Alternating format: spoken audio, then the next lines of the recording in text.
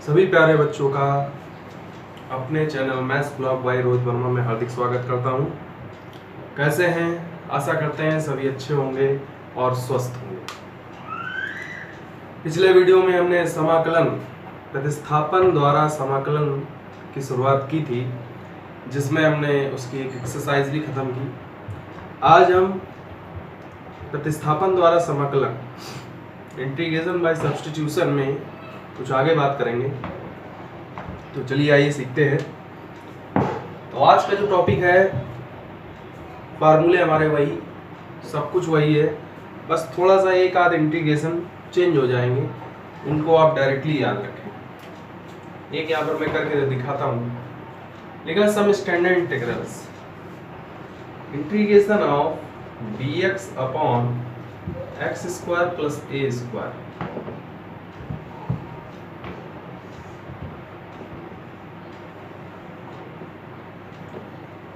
इसका इंटीग्रेशन हमें फाइंड, ठीक है। अभी हम आपको करके बताते हैं, इसके बाद आप इसको फार्मूले की तरह ही यूज करेंगे। चलिए देखते हैं। तो हमने इंटीग्रेशन किसका पढ़ा रखा है? हमने अगर बात की जाए तो हमने इंटीग्रेशन पढ़ा है integration of 1 plus x square. क्या होता है? tan इनवर्स x होता है, ये पढ़ा रखा है।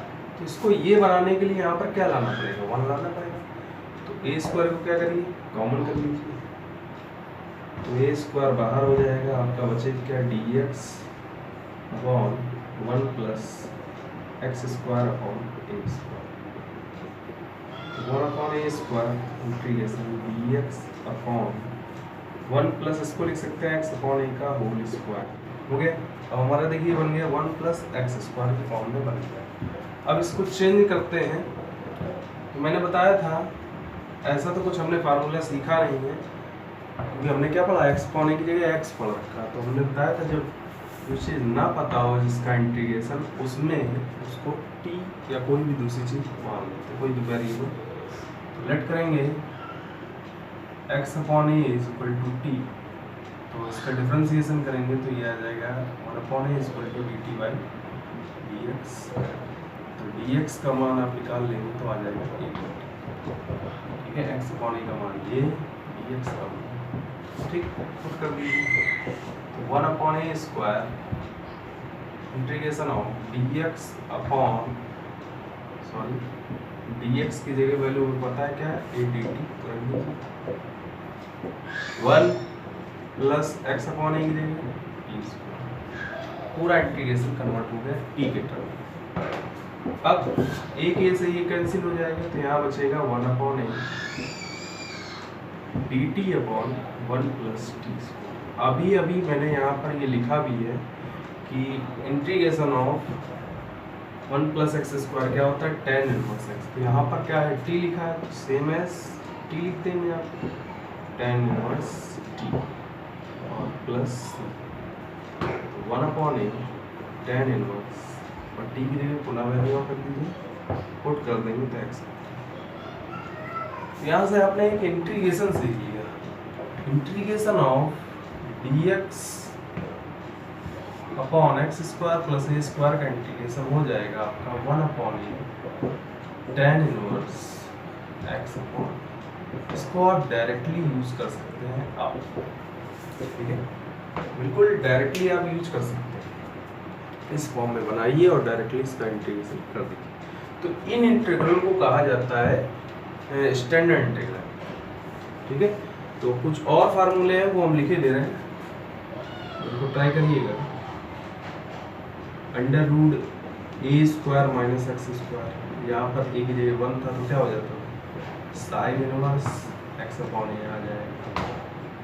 और एक और था dx upon x under root x square minus a square, इसका integration 1 upon a sec inverse x upon. बाकी नेगेटिव केस में तो आप जानते हैं, ठीक है। तो ये कुछ स्टैंडर्ड इंटीग्रल लिखे हैं जो कि आपको अगली एक्सरसाइज में काफ़ी हेल्पफुल साबित होंगे। तो चलिए यहाँ शुरुआत करते हैं एक्सरसाइज 13.2, जिसका पहला सवाल यहाँ पर लिखा हुआ है integration of x upon 1 plus x square dx का मान ज्ञात कीजिए। Find the integration of x upon 1 plus x square dx। तो देखते हैं ये जो स्टैंडर्ड फार्मूले लिखे हैं जहाँ भी यूज होंगे तो हम उनको डायरेक्टली यूज करेंगे। जरूरी नहीं कि हर इंटीग्रेशन में यही यूज हो। आपके जो पुराने इंटीग्रेशन मैंने बताए हैं 13.1 में, उससे भी पिछली एक्सरसाइज में जो भी बताए फार्मूले, आपके वही फार्मूले यूज होंगे। ये तो स्टैंडर्ड रिजल्ट निकले हुए हैं जो कि आपके सवालों में कहीं कहीं यूज होंगे, तो आप डायरेक्टली उनको अप्लाई करेंगे। ठीक है, तो चलिए देखते हैं पहला सवाल। यहाँ लिखा है x upon 1 plus x square. अब आप इधर देखिए तो यहाँ पर अगर ये x हट जाए तो 1 प्लस एक्स स्क्वायर का integration 1 upon 1 plus x square का इंटीग्रेशन जानते हैं tan इनवर्स x होता है, लेकिन ये हटे कैसे? ठीक है, तो एक काम करते हैं, नीचे अगर हम पूरी वैल्यू को लेट कर लें, देखिए जरा लेट करके देखते हैं। इसको हमने t लेट कर लिया। अगर t लेट किया है तो अब इसका डिफरेंशिएशन भी करना पड़ेगा, क्योंकि अगर ये t है तो ये भी t होगा। ठीक है, तो 1 का डिफरेंशिएशन 0 और x स्क्वायर का 2x हो जाएगा dt बाई dx हो जाएगा। तो 2x बराबर कितना आ जाएगा dt by dx। x dx बराबर क्या आ जाएगा dt बाई। अब देखिए कुछ हमें मिल रहा है इससे। क्या मिल रहा है? x dx हमारे पास लिखा था, उसका मान मिल गया dt बाई 2 और ये हमारे t में कन्वर्ट।